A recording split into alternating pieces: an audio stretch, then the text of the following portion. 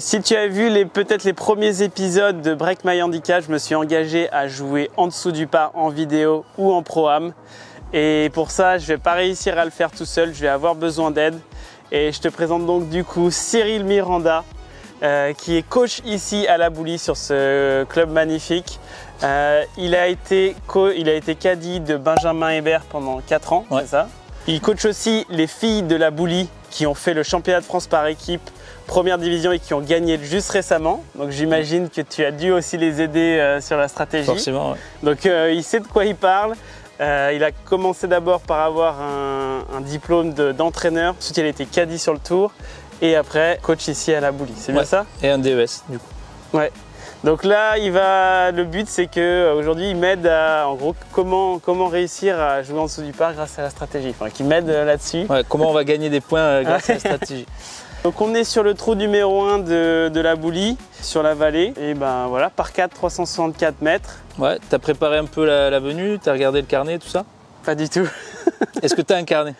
Alors je prends pas un carnet, mais j'utilise les applis de GPS. Ouais, mais ça passe ou pas? Ça passe, les applis ça peut bugger. Le papier ça bug jamais. Ok, donc déjà premier taquet c'est... Je m'étais imaginé ça, donc déjà je vais te faire un petit cadeau. Carnet de parcours de La Boulie. Ok, merci, et puis parfait. On va voir tout ce qu'on va rajouter là-dedans. C'est déjà beaucoup fourni au niveau des informations, mais on va rajouter pas mal de choses. Donc si je vous montre un carnet de parcours, ça c'est quoi? C'est un carnet que tu peux acheter normalement à l'accueil Ouais, tout à fait, au Pro Shop. Il te donne quoi? Donc moi personnellement, honnêtement, j'en ai jamais vu des carnets de parcours. Donc il te donne les chiffres rouges, c'est les distances de drive depuis la plaque blanche, tu vois, depuis le point 0, depuis l'arrière du départ. D'accord. Et les chiffres noirs sont les distances à l'entrée du green, le point 0 noir ici. D'accord. Puis les chiffres que tu as ici sont les chiffres à distance du point 0. Tu vois, le break ici termine à 9 mètres de l'entrée. D'accord. Le deuxième break finit à 25 mètres de l'entrée.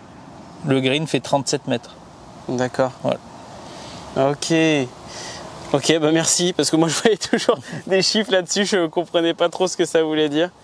Et donc du coup là, sur le premier coup, bah, on rentre direct dans le vif du sujet. Ouais. Est-ce que je prends la distance, du coup je fais la distance en... Alors d'abord, avant qu'on regarde les chiffres, on va regarder la zone qu'on va jouer. Ok. Ici, la zone idéale, je te mâche un peu le travail, c'est se retrouver ici. Donc entre 208 et 231, depuis le fond du départ. Okay. Après, et pourquoi tu choisis cette zone? Parce que c'est la zone où tu vas avoir le plus de largeur pour attaquer ton drapeau. Si tu es trop sur le côté droit, les arbres ici vont te gêner. Et si tu es trop à gauche, bah, les arbres ici vont te gêner. Mais pour avoir le meilleur angle d'attaque, ça va être ici. D'accord. Ok. Et c'est pas forcément en fonction de la largeur du fairway? Non, là c'est bon. Le fait est que c'est la partie la plus large, mais c'est surtout la partie idéale pour attaquer. Il faut penser à l'envers en fait. Donc tu pars je veux être sur le green ici. Le meilleur endroit pour être ici, c'est là. Donc ma zone sera ici. D'accord. Donc entre 208 et 231 du point 0. Donc ici on est avancé de 8 mètres aujourd'hui. Ok. Donc la zone va être entre 200 et 223. Ok. La zone bougera jamais. C'est clair, ouais. Et après, ouais, tu choisis. Donc ça, je me rappelle. Donc il est aussi formateur au Golf National. Il m'a formé en tant que pro enseignant. Donc on dit finalement une grosse erreur que tu entends toujours dans les divisions, c'est ouais sur ce trou c'est jamais driver. Voilà.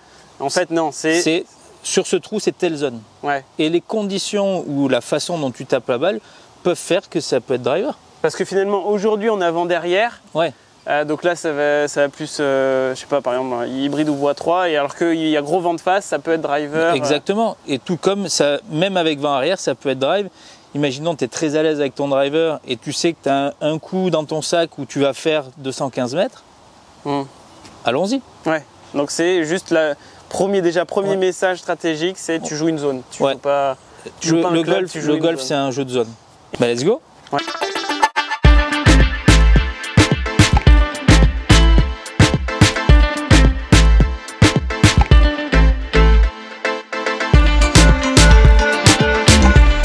On veut faire 220 mètres. L'axe de jeu, c'est le tronc que tu vois très bien là. Ouais, ok. Voilà, 220 mètres dans cette direction. Donc 220 mètres et ouais, le vent. Ouais. Bah, de toute façon, pour moi, c'est un bois 3, ça. Oh, partir au bois 3 sur le 1, là, c'est chaud. Ça, c'est aussi sur le... Par exemple, quand tu sens que ton joueur, il n'est pas à l'aise, ça t'est arrivé de dire, bon, driver, parce que la tête, elle est plus grosse, je lui donne ça ou... Ça dépend. Tu vois, si on prend mon exemple, mon club préféré, c'est le bois 3. Ok. Et ben, parfois, si je me sens pas bien, je vais plutôt mettre un gros coup de bois 3 plutôt qu'un drive standard. Parce que je suis plus à l'aise sur le bois 3. Ça dépend de tous. Ouais, donc il faut connaître, Voilà. se connaître soi-même aussi. Ouais. Donc cette lecture du carnet, tu le fais finalement la veille. Tu définis tes zones la veille avant de venir. C'est même encore en amont. C'est-à-dire que je vais faire ma reco carnet en main, à pied, pas forcément en jouant. Okay. Une bonne reco, on joue pas forcément. Donc là, la golfer, par exemple, tu as fait... On a fait 2 jours de reco. Ouais. Et il y a un jour où on n'a pas forcément joué tous les coups. Ouais. Où on s'est plus attaché à observer qu'est-ce que nous racontait l'architecte et quel piège il voulait nous tendre. Surtout à Chantilly, ça doit être... Voilà. Il y a pas mal de bunkers là-bas. Non, voilà, ce qui est le plus important dans une reco, comme son nom l'indique, c'est de reconnaître. C'est pas forcément de jouer. Donc vous qui nous regardez, les choses interdites en reconnaissance, c'est faire des concours, jouer driver partout, faire un score, surtout pas.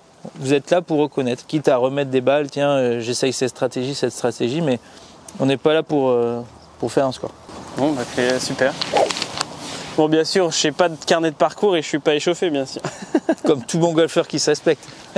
C'est pour me mettre dans les mêmes conditions que les amateurs, tu vois. Parfait. Oh. Impeccable. Magnifique. Mais déjà, en fait, de savoir que j'ai la bonne zone, déjà ça te relaxe. Et même parce que la dernière fois que je suis venu, j'ai joué avec des amis ici, j'ai pris le driver et j'ai fini dans les arbres à droite. J'étais beaucoup plus stressé, tu vois. Ça change tout. Déjà gros progrès là. Si il pleut énormément ou si c'est très très sec, ta zone elle va être plus élargie ou plus étroite. Mais tu vas toujours être dans une dynamique de chercher à valider des zones, toujours. Plutôt l'architecture du parcours qui dicte Ouais, tout à fait. L'architecture du parcours alliée à ton jeu aussi. Parce qu'il y a des zones que tu pourras pas atteindre, peut-être parce que tu as un effet naturel qui t'empêche ou même des distances qui t'empêchent aussi. Donc c'est connaissance du parcours et connaissance de soi. Si tu fais le bon alliage, tu gagnes des points avant même d'avoir joué. Ouais, c'est fou. La difficulté aussi, c'est de s'en tenir parce qu'il y a des moments, je pense, par exemple, tu viens de sortir un double bogey et te dire bon allez, je vais pas jouer ma zone aujourd'hui et je vais essayer de faire un drive juste pour gagner 20 mètres, tu vois. 99% du temps, ça se passera mal si tu réfléchis comme ça. et tout l'intérêt justement de ton carnet physiquement en papier, de te tenir dans ce que tu as à faire. Ouais, c'est devant toi, tu as une tâche à réaliser et c'est celle-là, peu importe ce qui s'est passé avant. Et c'est la même erreur d'arriver et d'enchaîner des birdies et se dire du coup je vais être un peu plus conservateur, je vais changer de zone. Ben non, pareil. Tu as toujours la même chose à faire. C'est n'importe quoi, quel que soit le score, tu joues toujours la même zone. Ouais, finalement. tu joues de manière inconditionnelle. T'es plus dans la réaction, t'es plus dans l'émotionnel, t'es beaucoup plus dans le factuel. Dans le factuel, ouais. D'ailleurs, ça me rappelle, c'est un peu comme ça que dès que ton joueur il s'énervait un peu, tu le ramenais toujours dans le factuel. Je prenais de l'avance pour pas qu'on soit dans un dialogue, un échange, je le laissais s'énerver. Ouais. Et puis quand il arrivait à la balle, il n'y avait même pas la place à la discussion. C'était bon, on a 130 mètres au green, 147 au drapeau, le vent est comme ça. Éventuellement, la dernière fois qu'on a eu 147 à jouer, on a joué tel club, il s'est passé ça. Là, il n'y a plus de place dans le cerveau pour râler. Ouais. T'as des histoires comme ça où t'as réussi à faire redescendre Ouais, notamment Open d'Italie. Il y a des moments comme ça où tu sens que le joueur il part à volo et puis le fait, déjà il se sent un peu, pas idiot, mais quand il voit que le caddie part 25 mètres devant et qu'il ne veut même pas parler avec lui, ça le ramène aussi dans... Ça l'oblige à respirer finalement. Ouais. Et puis même si tes abonnés sont amenés à cadayer un pote ou un équipier, toujours pareil, de la même manière qu'il ne faut jamais te dire ici c'est drive, ici c'est bois 3 ou jamais faire 2. Si vous avez l'impression que votre joueur il va faire une erreur sur le choix du club, rappelez-lui ce qu'il y a à faire. Par exemple, il hésite entre 7 et 8, et il va prendre un 7 et vous êtes sûr que 7 c'est beaucoup trop long. Ouais. Vous lui dites, bah, ok pour le 7 tant que tu fais pas plus de 151 mètres. Et là, ça peut faire tilt et le choix lui revient à dire, ah ben non, c'est 8. Ouais, ok. Parce que si c'est toi qui l'imposes, en général, ça marche pas trop. le joueur, il fera pas le shot à 100%. Et que ce soit professionnel ou amateur. Hein. Ouais. Si je suis en train de suivre un joueur, une joueuse, et qu'elle me demande mon avis, je vais donner des données, justement. Je vais dire, ok, bah, à mon avis, il faut que tu prennes le club qui fasse que tu carries 136 mètres. Ah, bah donc c'est celui-là. Tu vois. La décision toujours au joueur, quel que soit le niveau. Donc là, tu ressors ton carnet de parcours ou ouais. Bon, on est à l'entraînement. On peut sortir aussi les instruments de mesure, mais je suis quand même beaucoup plus adepte du carnet. Bien que maintenant, là, les marques nous fassent des petits joujoux fantastiques quand même. Donc on a 158 au drapeau. Parce que là, tu vois, moi... On a 132 à l'entrée. Ouais. Pareil, j'imagine que tu n'as pas pris le papier avec les drapeaux. Après, moi, j'utilise l'appli GPS, quoi, mais bon... Donc tu vois, on a 134 au green. Et il y a 25 ici pour carrier le bunker. Ok. Donc, quel que soit ton choix de club, il faut que tu sois sûr de faire à minima 158. Tu vois, il est à hauteur de la fin du bunker. Ok. Donc en gros, ce que tu veux, la zone là, c'est le fond du green. Le drapeau, il est ici aujourd'hui. Donc notre zone, ça va être ça. Ah, tu l'as fait... Ouais. Elle est grande. Hein. C'est la zone parfaite en fait, c'est ça? C'est la zone qu'on va viser. C'est la zone qu'on va viser. Mais par exemple, moi, si je prends mon fer, il a un peu plus de dispersion. Oui, alors, ok, dans l'idéal, on va viser vers là, et avec une distance minimale qui est de 158. D'accord. Ok. Pour s'enlever toute chance de finir dans ce bunker-là. Ok. Donc vas-y, on a vent qui porte. Bah, du coup, moi, j'ai le fer 6 qui fait 155. Tu considères que c'est... C'est toi. Est-ce que tu considères qu'avec ce vent, elle va voler 3 mètres de plus? Ouais, puis je suis pas très chaud, non, pas tellement, non. Bon, je pense que si. Si, quand même. Ouais, tu peux y aller. Ouais, donc moi, tu vois, avant, sur ceux-là, je me disais en gros la zone après les arbres, parce que du coup, si je la lâche à gauche, j'ai pas les arbres. Ouais, alors il a peut-être fait un peu moins qu'espéré. Ouais, après, j'ai peut-être fait que 200 mètres, je pense. Ouais, non, je pense. Ouais. T'as déjà vu la jumelle Garmin? Regarde dedans. En fait, t'as plus besoin de carnet. Je devrais pas le dire, mais t'as plus besoin de carnet de parcours avec ça. Regarde. Ah ouais? Ah ouais. Ah, donc c'est pour ça que tu disais on est ici. Pour ça que je savais combien il y avait à l'entrée, combien il y avait pour carrer le bunker et tout. Oh, c'est fou. Ah, donc Cyril est sponsorisé Garmin et ça te... il a des outils qui sont pas mal en tout cas pour... Je t'ai dit, je devrais pas le dire, mais grâce à mes outils, il n'y a plus besoin de carnet. Donc la zone, tu as fait un rond à droite du drapeau. Exactement. Donc tu vises le bunker du fond là. Ouais. Et pour faire 158. Ok. Ish. On va la refaire celle-là. Après non, moi ça fait partie des... J'ai raté ma zone, j'ai fait un coup tout pourri. Voilà quoi. À part si elle est perdue, mais je vais mettre une balle provisoire.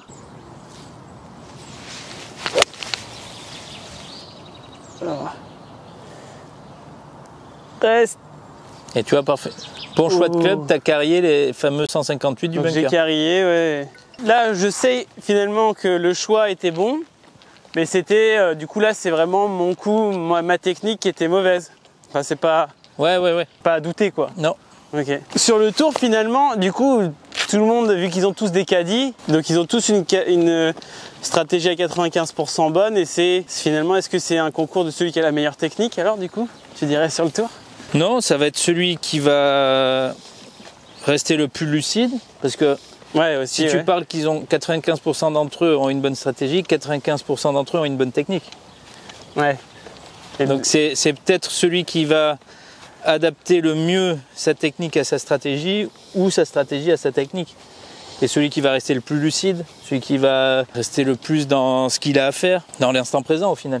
Ouais. Donc finalement, les caddies, ça amène à rester bon dans le mental et tout ça. Ouais, bien sûr, il y a un aspect mental énorme. Ouais, c'est pas un simple porteur de sac. Ouais, c'est ça. Ça, c'est l'ail standard du coup? Ouais, là, je vois un club qui est quand même beaucoup plus bas que la balle. Oh, je le vois pas ça, tu vois. Donc on va ouvrir et de toute façon, il y a une dimension dont on va parler, c'est que là tu es en montée. Donc même si tu estimes que c'est standard, le standard en montée par rapport à l'horizon il sera ouvert. Donc le référentiel doit toujours être le sol. Si je fais un coup standard en montée je suis là, en descente je suis là. Ouais. Donc de toute façon, visuellement il sera un peu ouvert ton club, quoi qu'il se passe. Ouais, parce qu'on est sur Voilà. une pente comme Visuellement, il sera remonté, mais par rapport au référentiel sol, il sera complètement square. ça. Ok. Du coup, là, est-ce que tu penses que 60 degrés, c'est trop? Je pense que ton 54, ça suffit amplement. Ah ouais, parce que là, moi, je réfléchis pas, je mets 60. Parce que là, juste avec la montée, ton 54, il devient 60 là. Et là, en termes de stratégie, tu as un joueur qui a raté sa zone, là, comme moi. Mhm. Je pense que c'est le pire raté que je pouvais faire, où je suis derrière un bunker. On est short side. Est-ce que du coup, là, tu assures quelque chose? Enfin, est-ce que Ça dépend de l'habileté du joueur. Quelqu'un qui va avoir conscience qu'il ne type pas avec un niveau scratch, on va jouer sur la partie la plus large. Quelqu'un qui va être beaucoup plus habile, on va se permettre de jouer en direction du drapeau. Donc là, si tu veux jouer en dessous du par, tu dois jouer en direction du drapeau, quoi. Sauf si tu considères que tes habiletés dans ce secteur-là sont pas optimales. Ouais. Il vaut mieux que tu fasses bogey que double ou triple. Ouais. Oh, il est dur ce coup, hein. Ouais, marge un tout petit peu à droite. Ouais, voilà, j'ai marqué un Mais non, petit mais peu à droite. En plus, j'ai un peu les pieds en dessous, donc j'ai limite l'impression qu'elle va partir à gauche, tu vois. Tombe.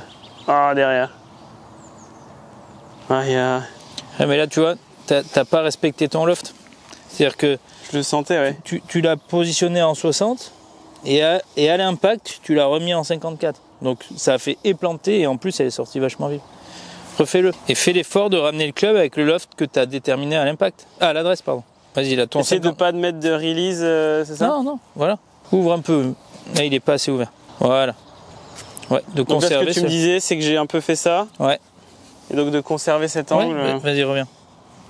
Tu peux te permettre, tu vois, d'avoir du release, mais il faut pas que ce soit dans ce sens. Tu vois.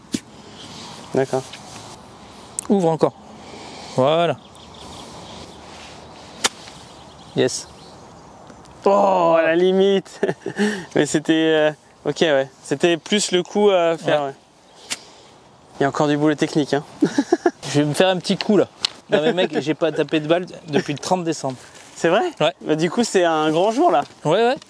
Donc là, trou numéro 2, 407 mètres. La zone à jouer. Ouais, tu repars du trou. Ouais, drapeau ici aujourd'hui.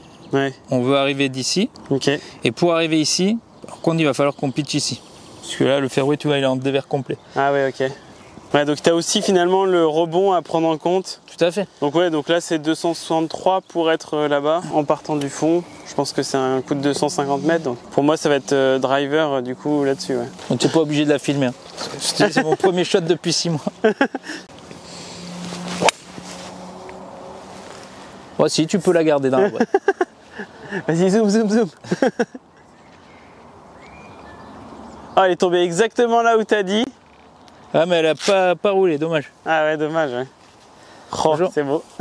Ah, donc toi tu disais que c'est le bois 3 où tu es le plus à l'aise et donc du coup tu savais que tu pouvais atteindre la zone de 250 mètres au bois 3? Ouais, sur un bon coup, ouais, bien sûr. Donc la zone à droite.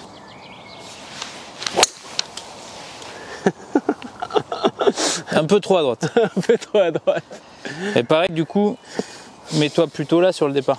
Ouais, du coup vu que tu vas chercher une zone à droite, c'est un bon truc stratégique aussi. Ouais. Comme un goret, je me mets là et je vais aller à droite. Finalement, je me ferme carrément le trou. Donc, si tu fais le choix de vouloir sortir à droite, on se pose à gauche sur le départ. Ouais, c'est vrai. Surtout en plus, en ce moment, je suis en crise de hook, du coup, ça m'ouvre plus, tu vois. Et voilà, parfait ça. Donc là, tu vois, ouais. Non, mais elle va finir là où il faut. Nickel. Un petit draw. Donc il y a le choix de la zone et le choix de la zone sur le départ aussi, ce qui est important. La stratégie, elle vient quand même du joueur, mais le caddie va arriver avec toutes les infos de sa reco à lui. Donc la stratégie vient du joueur, mais elle découle des infos du caddie. Elle est pas roulée celle-là, c'était pas mal pour un premier shot de l'année. T'as mis un bon coup hein, quand même. Là, au Bois-Trois, tu vas aussi loin que mon driver. T'abordes ou pas par rapport aux positions des pieds, par rapport à la balle avec le joueur? Ah oui, oui, oui. Ouais. Genre tu lui dis là, t'as les pieds comme ça, donc ça va tourner de temps à gauche ou pas? Non, je dis juste que ça va tourner à gauche. Après, ça dépend tellement du swing du gars. Bord droit du green. Et vu la pente, ça devrait revenir à gauche.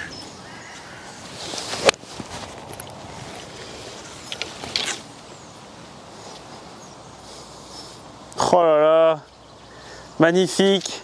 Je vais arrêter de jouer tous les 6 mois. Depuis 6 mois et il fait parfait, 2 coups parfaits. Donc j'ai les pieds en pente, je vais essayer de viser à droite et laisser la balle revenir comme ça. Ah, super shot. Oh, un peu longue, bien anticipé là. Bah du coup j'ai visé là, sur ce trou là, je visais la partie droite du green. J'ai pris le club plus court aussi pour m'adapter, vu qu'on était un petit peu en pente et que je la mettais un peu plus pied droit. Et après j'ai swingé tout en sachant que ça allait faire un draw, vu que j'avais les pieds en pente. Ah bah fantastique, le drapeau il est devant au prochain trou. Donc. Oh magnifique. On va avoir matière à discuter. Toi t'avais combien? Parce que moi je pense qu'il est vraiment pourri mon Garmin, faut vraiment que je change. J'avais 155 corrigé 149. Ah ouais, c'est pour ça. Mais j'ai pas la correction.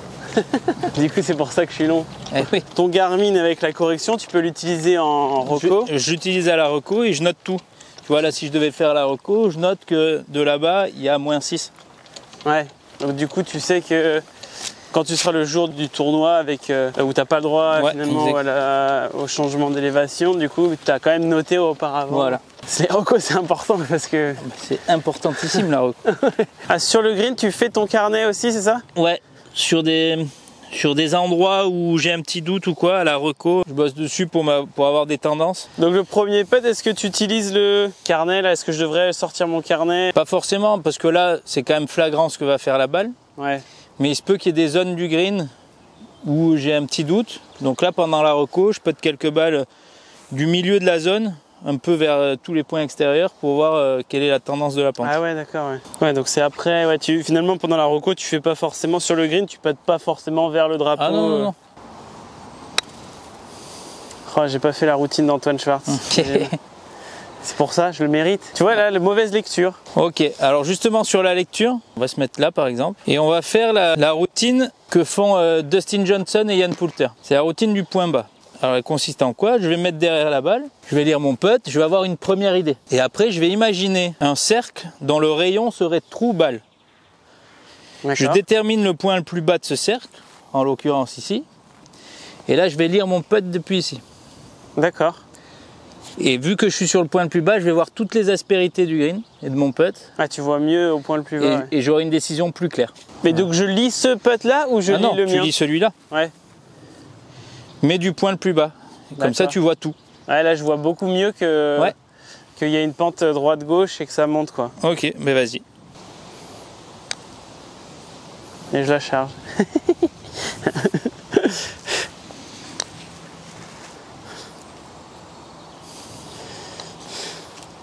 Allez, ok. Bon, bah, joli part déjà. Pour, Trou numéro 3, là, c'est vraiment un trou qui est parfait niveau stratégie. Ouais.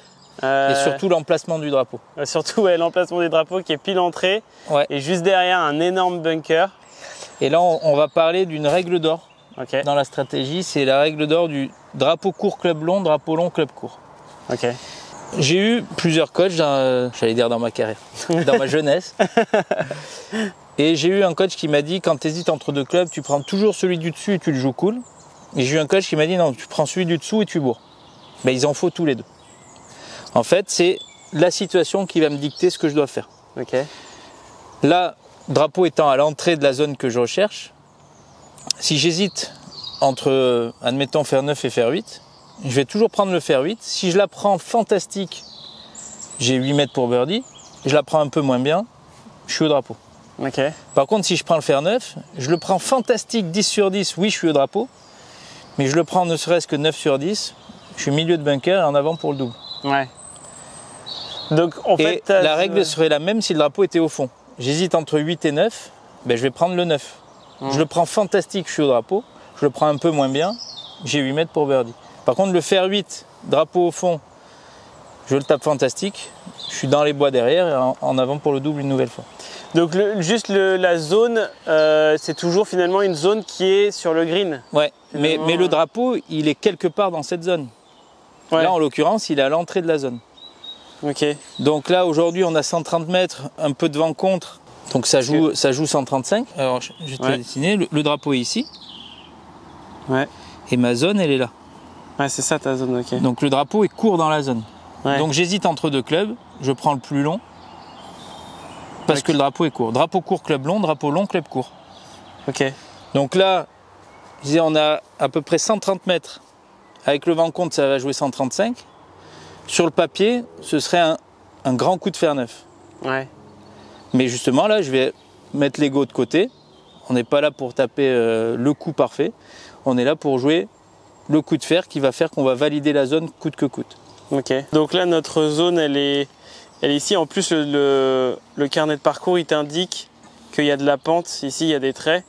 Donc du coup, même si tu tombes dans cette pente, bah, tu as de bonnes chances de revenir dans la zone. Ouais.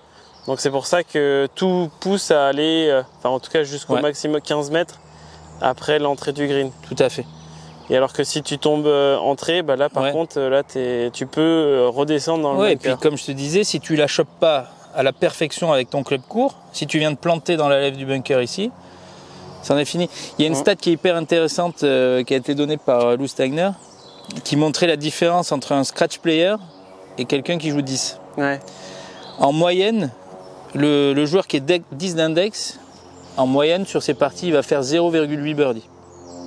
Et le scratch, en moyenne, il va faire 1,7 birdie. Ouais. Donc la mission pour jouer scratch, c'est pas de faire plus de birdie. Ouais. C'est de s'enlever les doubles, les triples, les points de pénalité. Ouais. Et là, c'est l'exemple parfait.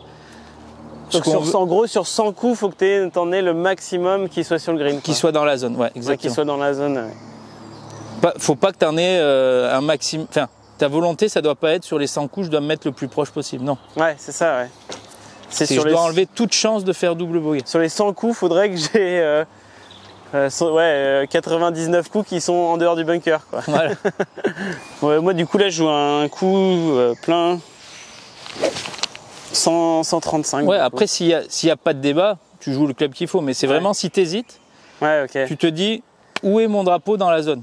Autre chose aussi, est-ce que ça, c'est un truc que tu voyais avec tes joueurs du tour? Là, les premières balles, elles sont toutes sorties à gauche. Ouais. Est-ce que du coup, tu t'adaptes, tu joues avec la trajectoire du jour? Tu lui disais, bah, tu vises 4 mètres à droite. Non, ça, c'est pas à moi de le dire, c'est à lui. Moi, c'est la finalité. Il faut qu'elle finisse là. Ouais. Donc, c'est au joueur de s'adapter avec le qui suis-je aujourd'hui. D'accord. Et c'est justement le qui suis-je aujourd'hui, ceux qui vont le mieux le gérer et l'accepter. Généralement, c'est ceux qui sont en haut du leaderboard à la fin de la semaine. Ouais.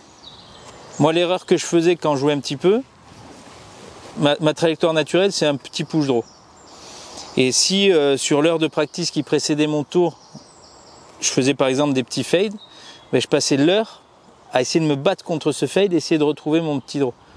Non, les très grands joueurs, ben, ils vont, admettons, ils ont la même pattern que moi, ils observent qu'ils font petit fade le matin. Ok, ben ils vont le prendre avec eux et l'amener sur le parcours. Ok, aujourd'hui, ma trajectoire, ce sera ça. T'as vu un joueur du tour qui a fait ça devant tes yeux ou pas? Ouais, plusieurs. Ouais. Plusieurs, bien sûr. Ouais. Ok, bon voilà, la trajectoire du jour, elle tourne pas mal à gauche. Bah, je vais viser donc zone longue à droite du drapeau. Elle tourne un peu, pas énorme. Oh non! Il n'y a pas eu un coup sur cette vidéo. Vas-y, remets. J'en remets une. Remets-en une et même à la limite, mets une de plus pour vraiment, tu vois, montrer. Ouais. Une canne de plus? Ouais, je mets un petit 7 pour vraiment valider la zone. Parce qu'au final, ton 8, il est pile pour le drapeau. Ah, et en fait, oui, c'est vrai, c'est 135, c'était au drapeau. Ouais. Que tu me disais, c'était pas la zone. Ouais, la zone, elle va de 135 à 145. Ah ouais, bah oui. Là, j'ai fait une erreur. Là, j'avais pas le bon truc, tu vois. Ouais. Parfait, ça, bon choix de club. Ok. Ok, ouais, top. donc là, tu vois, celle-ci, au moins, ça y est, elle est tombée le long du drapeau. Et là, je suis pile dans la zone, je suis bien et j'ai un putt pour birdie. Ouais. Et si tu l'avais touché à peine moins bien, tu étais quand même au drapeau. Ouais, finalement, avant, c'était un mauvais choix de club. Mauvais choix de club, ouais. Parce que j'étais focus sur le drapeau. Oh purée, ça prend du temps avant d'apprendre. Ouais, exactement. Ça te rend humble. Bah, au final, t'es pas 10 mètres long. Ouais, c'est ça. Je l'ai joué en 3/4 du coup. Enfin, j'ai joué un coup de 140 mètres. Ouais, et elle te sort un peu flush, bah t'as quand même 6 mètres pour birdie. Sachant, est-ce que tu sais les stats de, tu vois, à 6 mètres, quel pourcentage tu vas mettre dans le trou ou... Je suis sûr et certain de 2 mètres et 3 mètres. Ouais. À 2 mètres, les bons joueurs, hein. À 2 mètres, c'est 66% et à 3 mètres, 33%. Tu vois là, je peux pas jouer le drapeau. Là. Ah ouais, donc là tu joues comme ça. Bah obligé. Si je joue par là, je peux pas imprégner spin, je repars dans le bunker. Ouais, c'est ton moment de gloire. Je suis obligé de la jouer là. Ouais. Donc là, tu avais 100% de chance d'être sur le green en gros. Alors qu'en jouant vers le drapeau, j'avais 100% de chance d'être hors green. Ouais. Ouais, finalement, le même shot là, elle roule, elle les redescend. Ouais. C'est aussi beaucoup sur le petit jeu, le choix de des fois pas attaquer le drapeau quand c'est ultra dur comme ça, c'est mentalement c'est super difficile aussi. Bah ouais, tu le disais, le golf ça t'apprend l'humilité. J'avais du sable avant la balle. Donc je pouvais pas imprégner du tout de spin dessus. Si j'ai la même ratissée comme ça, je peux la jouer vers le drapeau. Ouais, donc là si tu vois le putt que j'ai là, finalement je suis 1, 2, 3. Je suis 6 mètres long. Ouais. Mais on va dire que si à chaque fois je suis sur le green, sur 10 putts, je vais peut-être faire 9 pars et un birdie. Alors que si tu prends la zone où je prenais avec mon fer 8, bah, je vais avoir 5 balles sur 10 dans le bunker. Enfin, en gros, je fais 2 fois sur 5 approche putt et le reste du temps, je fais bogey. Donc en termes de stats, sur la répétabilité, bah, tu gagnes énormément. C'est là où la stratégie, c'est super important. Joli putt. Merci. Un bon 4. En dessous. Ouais. Ça tourne énorme. Tu vois là, même le par il est facile, il est assuré quoi. Ouais. Bah, merci Cyril pour tous ces super conseils sur la Merci stratégie. Donc si je résume le message, c'est déjà tu joues avec un carnet de parcours, tu joues des zones en fonction du drapeau, donc tu remontes du drapeau et tu joues une zone par rapport à ça. Drapeau court, club long. Drapeau long, club court. Ouais. Quand t'hésites. Ouais. Quand t'hésites pas, il n'y a pas de débat. Et donc déjà, ça fait quand même pas mal. Et après, c'est d'être rigoureux, de l'appliquer tout le temps. Sur 72 coups, tu dois avoir une bonne stratégie. Sur combien de coups tu dirais? Sur 72. 72, c'est l'objectif. Bah oui. Ah, parfait. Bah, merci en tout cas. Merci à toi. Est-ce que ça t'arrive de faire des parcours accompagnés Beaucoup, ici? ouais. Ouais. Bah, si vous voulez faire un parcours accompagné avec Cyril au golf de la Boulie, déjà en plus, le parcours est incroyable. Et puis, vous coacher sur la stratégie, comme là.